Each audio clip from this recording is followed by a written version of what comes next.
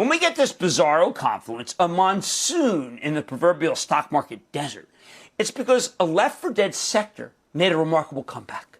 I'm talking about healthcare, which somehow became the cheapest group in the market right in the middle of the pandemic, and versus its history, it's incredibly cheap. This cohort has fallen so out of favor that it finally represented enormous value. It was just waiting for the signal to move, and at the signal, well, it happened. Given how monumental that move was, I bet it's far from over. Yet the Dow hit a new high based on strength in healthcare, not the cyclicals. First, though, let's set the scene so you know what the heck I'm talking about. For most of last year, the stay-at-home stocks roared, while the go-about-your-business stocks wallowed. But once we realized that Pfizer and Moderna vaccines were right around the corner last November, the great reopening stocks took off, and they haven't looked back since. All sorts of experts like to come on TV and frame this as a tug-of-war between growth stocks and value stocks. How many times have you heard that, right? With value roaring over the last 6 months. But you know what? I think they're being willfully obtuse, not unlike the warden in Shawshank. Value stocks are only value stocks when they're cheap.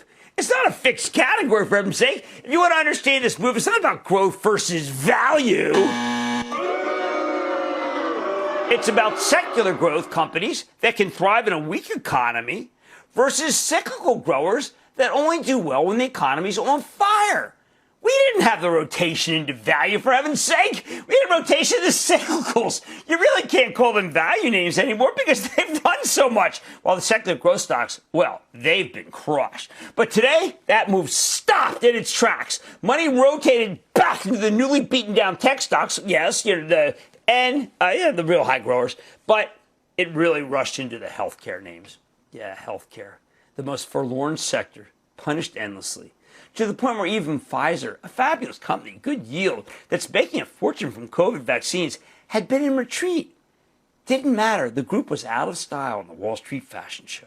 At least it wasn't until today. Yes, today the healthcare cohort, wow! Aided by it really all started in the morning. Excellent earnings from UnitedHealth Group. Yeah, UNH. The insurance provider, which also happens to be a component in the Dow Jones Industrial Average. On top of that, oh my God, this was something that just shocked me. Elliott Management, the brilliant activist hedge fund, it turns out that they've been building a significant stake in GlaxoSmithKline. Both stocks jumped about 4%. GSK. Wow. Whew. All right, anyway, the high spirits extended to the downtrodden Eli Lilly, where shareholders, including my charitable trust, have suffered immeasurably the pain from the vicious panning of the company's Alzheimer's drug. The rally also ignited Regeneron, which has a terrific treatment for severe COVID that helps get people out of the hospital faster. Remember, this is what they gave Trump. Somehow, neither the CDC nor the NIH has gotten behind Regeneron's terrific drug. I think this is total negligence by the U.S. government. The governor of the COVID-besieged state of Michigan, Gretchen Whitmer, sang its praises in a speech yesterday, giving the stock new life. CDC and NIH, will you stop putting the hate on Regeneron? All right, the hospital managed care, medical device, drug stocks, they all rallied hard today, too. How hard? Even the beleaguered Johnson & Johnson managed to go up. Don't miss a second of Mad Money. Follow @Jim Cramer on Twitter. Have a question? Tweet Cramer. #MadTweets. Send Jim an email to madmoney@cnbc.com or give us a call at 1-800-743-CNBC.